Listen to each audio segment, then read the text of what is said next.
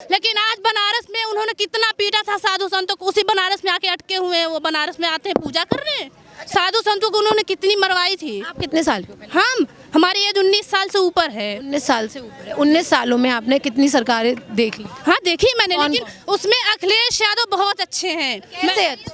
अखिलेश भैया बहुत अच्छे हैं। जानते हैं मुजफ्फरनगर के दंगे उन्हीं की पार्टी में हुए? नहीं हुई थी उनकी पार्टी में। कौन सी पार्टी थी उस टाइम? गुजरात दंगा भूल गई, बताइए। गुजरात दंगा भूलिए। मैं कोई देखिए आपको मैं बताऊं, मैं यहाँ पे मैं से जानने आई किसी भी हद में 22 में अखिलेश यादव चाहिए, मोदी नहीं चाहिए। दीदी सुनिए, सॉरी, चोर है मोदी, चोर है, बोलता है ना, सुनिए कहता। एक मिनट, चौकी, सॉरी देखिए माहौल बहुत ज्यादा खराब हो रहा है। आप आराम से जरा बात कीजिए। 1 मिनट आप हाथ दूर रखिए बार और आप मेरी बात सुनिए।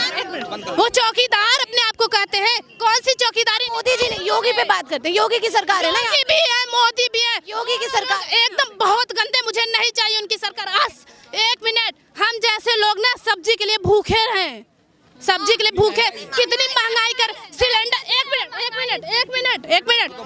एक मिनट, सिलेंडर कौन आदमी भरवाएगा? बेरोजगार इंसान भरवा लेंगे सिलेंडर? नहीं ना। अच्छा ठीक है, महंगाई बहुत ज्यादा हो गई है, लेकिन सरकार दावे कर रही है, आवास योजना निकाली है, उज्ज्वला योजना। कितने लोग फांसी लगा के मरे हैं। वो 1 मिनट आप उसका जवाब दीजिए ना। बोलिए। मैं समझ गई आपका पॉइंट। मैं अपना बोलेंगे। हाँ तो सुनने के बाद ही बोलेंगे। बोलिए। ऐसे बोलती ही रहेंगे।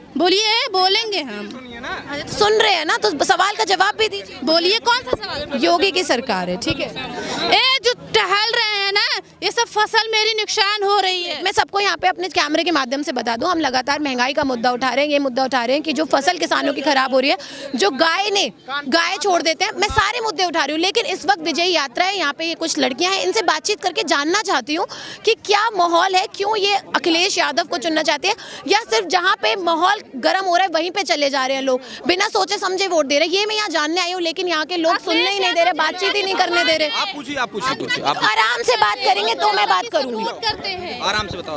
अंश सर आप बताएं मुझे। देखिए मैं लगातार सारे मुद्दे उठा रही हूँ, मानती हूँ महंगाई बहुत ज्यादा हो गई है, लेकिन ऐसा ना हो ना कि आम जनता वोट दे दे और फिर अखिलेश यादव भी उनके साथ वही करें जो योगी जी आप कह रहे हो कर रहे हैं। ऐसा बताइए, ऐसा कभी नहीं हो सकता। नहीं हो अखिलेश जी ऐसा, वो विकास पुरुष हैं, वो ऐसा कभी नहीं कर सकते, ठीक है। वो आपको नहीं लगता? 1 मिनट सर, आपको नहीं लगता हर पार्टी का वो योगी जी की तरह और मोदी जी की तरह अनपढ़ नहीं है। वो पढ़े लिखे हुए हैं, वो पढ़े लिखे व्यक्ति हैं, और देश को पढ़े लिखे लोगों की जरूरत है, अनपढ़ लोगों की जरूरत नहीं है। अब मेरी बात सुनिए, आपने कहा पढ़े लिखों की जरूरत है।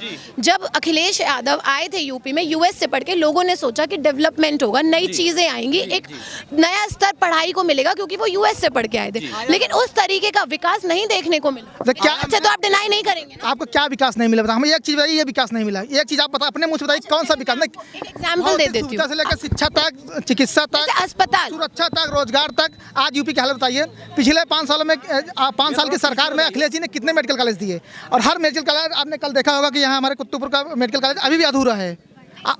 हम जैसे अब मैं बताऊँ, जो पढ़ के आया है वो पढ़ाई की बात करेगा, वो रोजगार की बात करेगा, वो लैपटॉप की बात। इसी की बात पे वोट मांगने भी चाहिए, लेकिन आपको नहीं लगता? देखिए मैं क्या सवाल कर रही हूँ कि मैं कह रही हूँ कि लोग तारीफ कर रहे हैं, अभी आप सब कार्यकर्ता, हर कार्यकर्ता यही कहता है कि हमारा नेता बहुत अच्छा है, अच्छे काम करता है, विकास पे बातचीत करता है, लेकिन जब धरातल तस्वीर देखने को मिलती है वो कुछ अलग देखने को। धरातल पे आप ये आप सड़क देख लीजिए। अखिलेश जी ने पूर्वांचल एक्सप्रेस पर 3 लोग दावेदारी ठोक रहे हैं, मायावती, योगी जी और अखिलेश जी। मैंने जमीन का हायर मैंने किया। एम्स की जमीन अखिलेश जी ने फ्री में दिया था गोरखपुर में। ये इंटरनेशनल एयरपोर्ट की जमीन अखिलेश जी ने फ्री में दिया था कुशीनगर में आपके। तो किसका काम था ये? यूएस से दावेदारी ठोक रहे हैं वो, ठीक है, लेकिन अब मेरी आप दावेदारी के अलावा गूगल करिए, गूगल पे आपके सब पढ़ा है ना। गूगल पढ़ के हमको बताइए क्या दिक्कत है आपको, क्या दिक्कत है? कोई दिक्कत नहीं, मैं तो जानना ही चाहती हूं। आप जाना, मैं तो यही बता रहा हूँ, आप गूगल कर लीजिए, गूगल पे सब पड़ा है ना। एक बात बताइए, फिर लोगों ने क्यों नहीं अखिलेश यादव को दोबारा चुना? बीजेपी ने बहका ले गई, बीजेपी के लोग बहकावे में आके बहका दिया, हर मुद्दे से बहका। विकास हुआ था। 1 मिनट सब, जब नहीं सर जब विकास हुआ तो लोग कैसे बहक गए?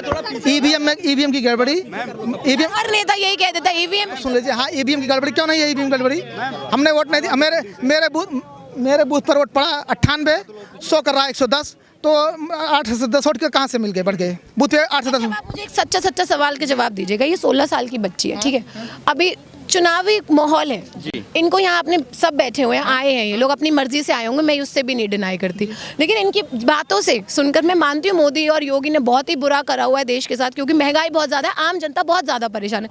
लेकिन इनको आपको लगता है सच में इतनी समझ है? हो सकता है इसके पापा पैदा लाए हों बम्बई से, हो सकता है इसके पापा गुजरात से पैदा लाए हों, हो सकता है इसकी हो सकता है इसके पिताजी के पास किराया ना रहा हो, इसके पिताजी के पास किराया ना रहा हो, इसके घर में अनाज ना रहा हो सकता है, इसलिए उसकी दर्द।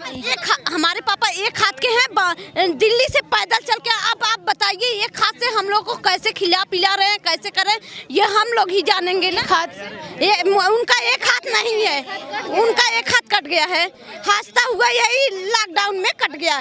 तो आप सोचिए हम लोग कैसे खाएं, कैसे पिए, कैसे रहे। हम लोग खेती करके खा रहे हैं ना, हम लोग उसमें भी अब सिलेंडर हम लोग सिलेंडर कितने भराएंगे, 1000-1200 में। योगी मोदी बार कह रही हूँ कि महंगाई बहुत ज़्यादा है, सब आम जनता बहुत ज़्यादा परेशान है, लेकिन इसका क्या आप मुझे दावा कर सकते हैं कि अखिलेश यादव आएंगे तो महंगाई कम नहीं होगी? कम होगी मैम, कम होगी, कम होगी, दावे के साथ कहेंगे कम होगी।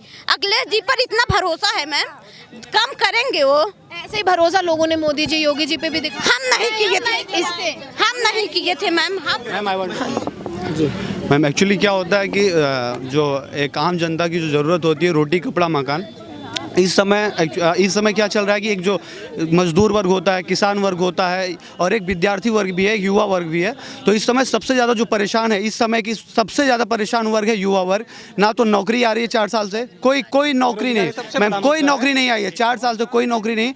हम लोग महंगाई बढ़ रही है, महंगाई ऑटोमेटिक सबको दिखता है कि महंगाई बढ़ रही है। किसान परेशान है, किसान के खेत एकदम पूरा वो सब जो छोड़ के रखे हुए हैं वो सब जानवर खा रहा है। किसान वर्ग, मजदूर वर्ग बिल्कुल परेशान, उसके लिए कोई रोजगार नहीं है, छोटा मोटा भी रोजगार नहीं है, ठेला नहीं लगा सकता। और प्रशासन है। क्या उम्र क्या है? मेरा उम्र मैम 24। मतलब आप 5 साल पहले आपकी उम्र 19 साल। क्या? जी। तब आपने एक मिनट भैया, 1 मिनट। तब आपने किन मुद्दों पे वोट दिया? मैंने मुद्दों पे मैम एक्चुअली उस समय अखिलेश भैया थे, अखिलेश भैया ने मेरा नाम शिवम मिश्रा है।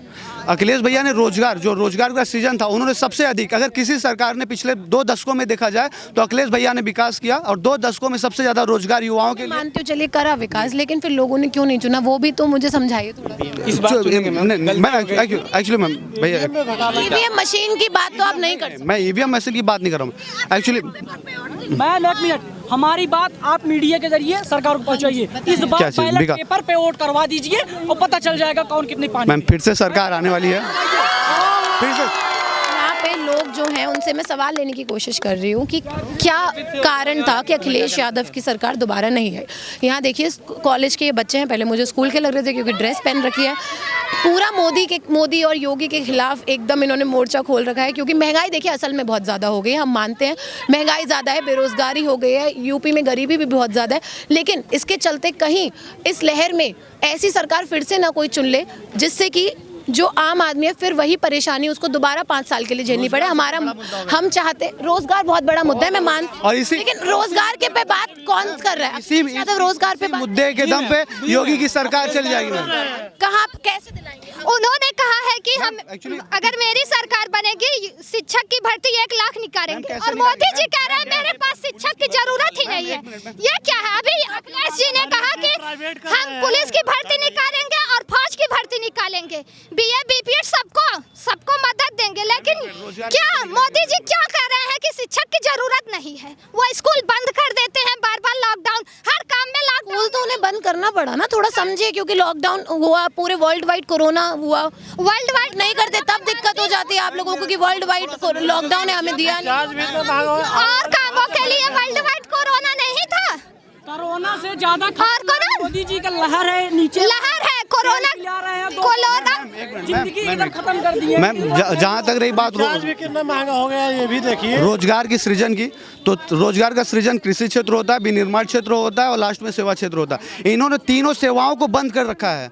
ना तो कृषि में कोई रोजगार के अवसर पैदा कर रहे हैं, ना तो उद्योगों को बढ़ावा दे रहे हैं, तो कहाँ से रोजगार का सृजन होगा? आदमी ना तो सड़क बन रही है, जब तक अखिलेश यादव आपको अखिलेश भैया ने ये जो रोड बनी हुई अखिलेश भैया ने बनवाया, पूर्वांचल एक्सप्रेस वे बना बना, वो बनवाए, आगरा एक्सप्रेस वे बना, तो उसमें क्या होगा? रोजगार का तो सृजन ही होगा, आदमी मजदूरी करेगा, उसमें तो रोजगार का सृजन होगा।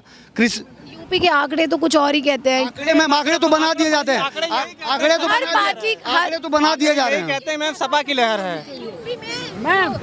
मैम जनादेश है कि इस बार अखिलेश भैया की सरकार आ रही है और अच्छे से यहाँ यूपी का विकास अखिलेश भैया आ रहे हैं। देखिए, समाजवादी पार्टी के कार्यकर्ता हैं और समाजवादी पार्टी के ये कार्यकर्ता हैं जिनका कहना है कि फिर से अखिलेश यादव आएंगे, लेकिन हम जो अहम मुद्दे हैं उन पर बातचीत करना नहीं छोड़ेंगे। हम लगातार लोगों से, आम जनता से बातचीत करने की कोशिश करेंगे कि उनके क्या मुद्दे हैं, क्या उनको किसी भी सरकार ने कभी किसी भी तरीके से लाभ पहुंचाया है। क्योंकि जिन लोगों से हम मिलते हैं वो कहते हैं कि कोई भी सरकार आ जाए हमें किसी ने लाभ नहीं पहुंचाया। तो कार्यकर्ताओं का काम होता है, मैं मानती हूँ कि अपनी पार्टी को ऊपर उठाने